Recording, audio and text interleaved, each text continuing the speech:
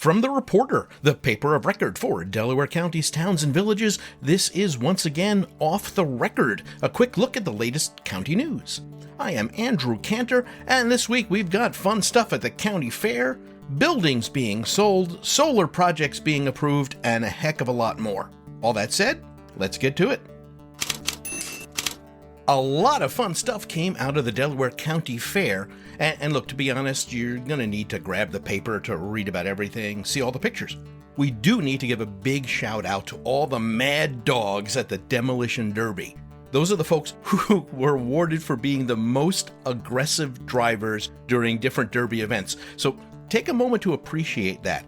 These are the most aggressive drivers in a Demolition Derby, and they didn't even win. These are people who are on the road with you. That is scary stuff. Oh, and a big shout out to the fair itself for giving away 139 bicycles to kids. And that was sponsored by everybody, vendors of the fair and the whole community. It's awesome stuff.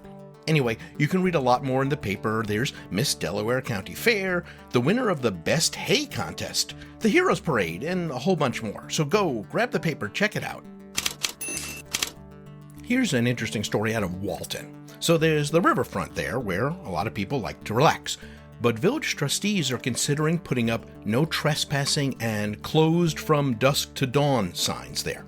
The trustees, they want to discourage drug use and hooliganism, but the problem is it's hard to say just what trespassing is in a public park. Veterans Plaza over there has no loitering signs, but again, what's the difference between loitering and just hanging out to enjoy the park? And that is what has residents worried. You can't really say, only people we like the looks of can use the park. You can't require someone have a home to use the park. You can keep people from camping overnight, sure, but once you start adding rules about who can be there during the day, you can have all sorts of enforcement problems. On the other hand, of course, you want everyone to feel welcome there. People shouldn't be afraid to visit a public park or to have to deal with smokers and drug users and other ne'er-do-wells. So that's why the public park rules and what Walton is looking at, that is a tough needle to thread. In other news, there's some new housing coming to Delhi. It's a 24-unit apartment complex called Pine Hill Terrace, and it was just approved for Phoebe Lane. It'll have 3 two-story buildings, and each of those will have 8 two-bedroom apartments. So yeah, 24 apartments, 2 bedrooms each, and they'll all have patios and balconies. Patios or balconies, probably not both. You couldn't really have a patio on the second floor, could you? Anyway, construction is starting next year, and it's going to roll out in phases, one of these 3 buildings every year through 2028. After talking about it for years, Delaware County might finally hold a property tax foreclosure auction. Treasurer Beverly Shields says they're aiming for July 2026, when they'll auction parcels that have been tax delinquent for the past 5 or 6 years. There's 278 of them in the county.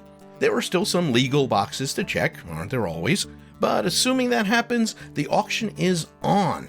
And as Shields put it, I am not going to obsess about this anymore. Amen.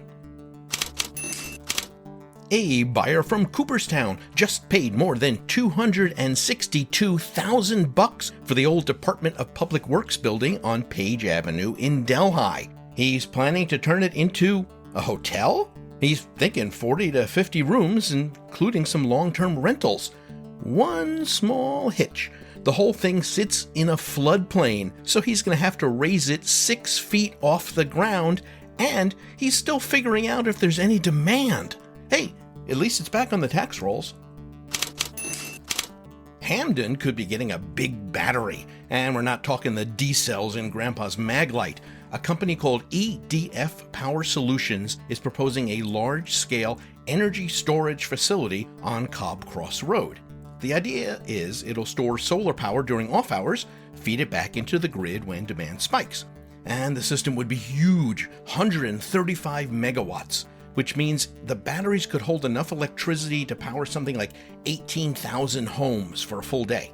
People have questions, of course, mostly about safety, emergency response, and what happens after the batteries reach the end of their lifespan in 20 years.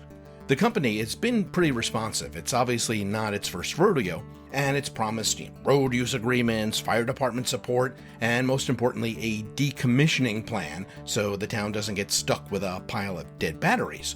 And here's the big deal, though. The facility could bring in up to $300,000 a year in tax revenue. Now, this is early days, there's no site plan filed yet, but everybody involved, they're all cautiously optimistic. Delaware County officials are trying something radical, planning ahead. Supervisors are looking to create new capital reserve accounts to cover big-ticket expenses, like the $3.5 million IT upgrade they're looking at. And they want to do this, obviously, before these expenses sneak up and just wreck their future budgets. So instead of scrambling for funds, the idea is to sock away like a quarter, maybe $500,000 every year for things like that IT project, roof replacements, heating systems, repaving. And yeah, there are some major repairs looming on several county buildings, so officials say it's time to think long-term so they can avoid hitting residents with a surprise tax hike. The Colchester Community United Methodist Church in Downsville is asking for help, and not for others, but for itself. After a windstorm lifted part of the roof this winter, an inspection found that the 40-year-old tin roof had no underlayment. And if you know anything about roofs, you know you need an underlayment. So the roof, it's kind of beyond repair. Replacing it's going to cost like $45,000, way more than the church can afford. So it's asking for help. And even though it's got a small congregation, the church is kind of a hub for the area. It's got a food pantry, it hosts AA meetings and a book club, and it quietly helps locals in need. So now it's hoping to get a little kindness back. And once again, that's the Colchester Community United Methodist Church in Downsville, if you feel like throwing a little help its way. And there's more. The village of Walton is looking for grant money to demolish some dilapidated homes. Roxbury residents celebrated the beginning of the restoration of the historic Kirkside Mansion. Seniors in Hobart are going to be getting free smartwatches to help them track their health, along with free fall monitoring, thanks to the county's Office of the Aging. And of course, there's even more. But that's it for this week's Off the Record. So if you want all the news in Delaware County, you're going to have to get The Reporter, or check it out online at the-reporter.net. Until next week, I'm Andrew Kantor. Thanks for being here.